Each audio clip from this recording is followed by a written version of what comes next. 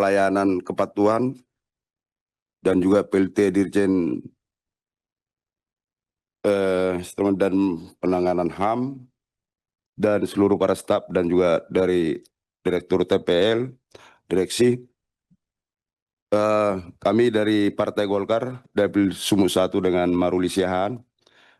Tadi sudah kita mendengarkan apa yang dipaparkan oleh dari Dirjen. Ya, saya pikir itu adalah langkah-langkah yang cukup bagus dan juga sudah turun ke lapangan, bahkan sudah mendata.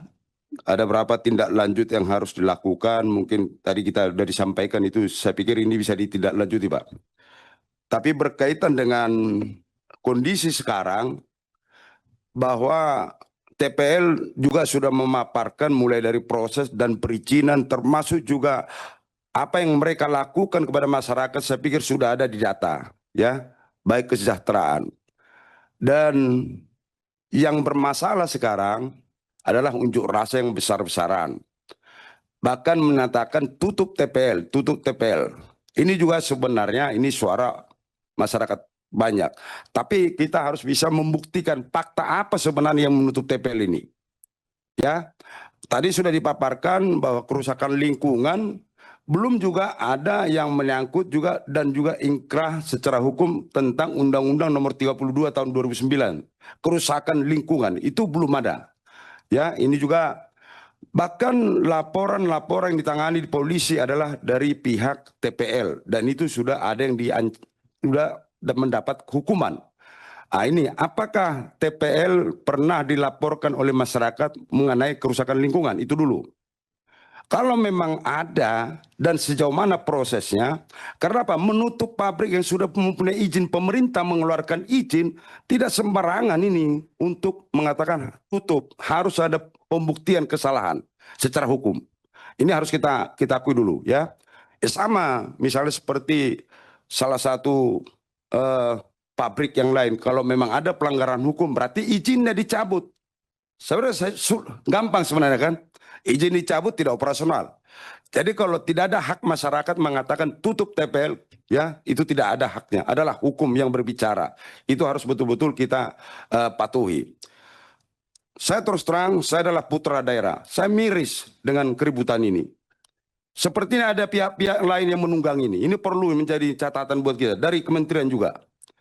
Ya, harapan saya dengan adanya TPL ini, saya pikir tadi apa yang disampaikan dengan berkaitan kerjasama dengan masyarakat, termasuk juga bagaimana membangun untuk kesejahteraan sudah dilakukan. Dan inilah keinginan kita, saya sebagai putra daerah, perusahaan yang ada di daerah itu sudah memberikan bantuan, berarti mensejahterakan masyarakat.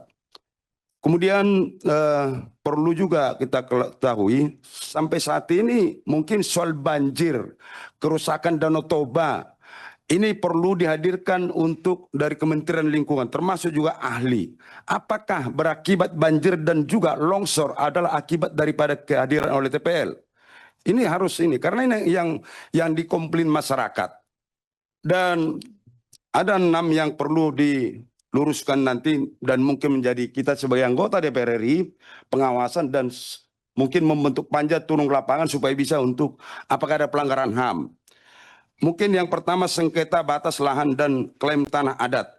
Sudah jelas dipaparkan bahwa belum ada yang menentukan memutuskan soal tanah adat, ya. Kemudian yang kedua kerusakan lingkungan dan gangguan ruang hidup.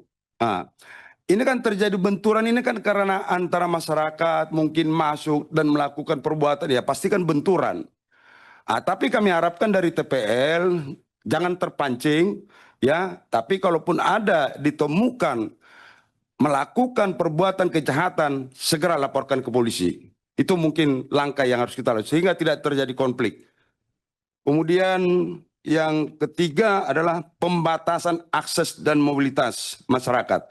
Ini juga perlu dengan jelas, Pak. Tadi sudah jelaskan bahwa hanya 42 kakak di setelah horas ya yang merasa keberatan. Tolong Pak, data-data 42 orang ini. Berarti apakah masyarakat yang mengaku dia masyarakat sana itu termasuk masyarakat dari situ atau numpang? Ini terus terang banyak kita lihat ini yang menjadi permasalahan dan memicu ya termasuk unjuk rasa yang kemarin ke kantor gubernur.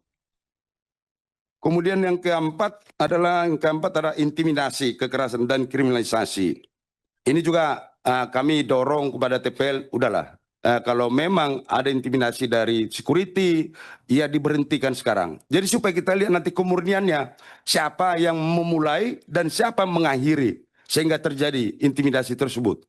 Jadi supaya ada manfaatnya pertemuan kita untuk hari ini, Pak, tolong nanti disarankan jangan terpancing, ya, jangan terpancing, ya upayakanlah untuk solusi seperti apa yang disampaikan oleh Pak Rapidin tadi, bagaimana solusi yang terbaik. Kemudian yang kelima, konflik horizontal antara kelompok masyarakat. Ini juga perlu, tadi sudah dipaparkan kerusakan, termasuk juga mereka yang melakukan bahkan sudah ada putusan hukum 2 tahun, 1 tahun dihukum, tapi dari pihak TPL sampai sekarang belum ada pengaduan dilaporkan oleh masyarakat. Saya juga belum tahu. Ya tadi disampaikan loh dari HAM tadi ada LP yang ditangani oleh pihak polisi. Mohon Pak nanti dicek itu siapa korbannya, siapa yang buat laporan. Ya supaya bisa nanti ada keseimbangan yang berkaitan dengan peristiwa ini. Kemudian krisis kepercayaan warga terhadap pemerintah dan juga TPL. Nah, disebutkan bahwa pemerintah atau dari pihak masyarakat tidak percaya lagi pada pemerintah. Ini juga perlu kita tindak lanjuti. Jadi yang jelas penulisan ini mungkin harus segera pimpinan kita tangani supaya jangan terjadi lagi suatu permasalahan yang sangat besar. Dan mungkin terakhir, karena ini adalah berbagai pemerintah, Kementerian Lingkungan dan Kementerian Kehutanan, termasuk juga mungkin tenaga kerja, ini juga perlu mungkin ya kerjasama bagaimana supaya mereka ikut dilibatkan apakah Pokja atau untuk ikut menangani. Ini mungkin yang bisa kami sampaikan. Sekian dan terima kasih. Wassalamualaikum warahmatullahi wabarakatuh. Waalaikumsalam. Download Tribun X sekarang.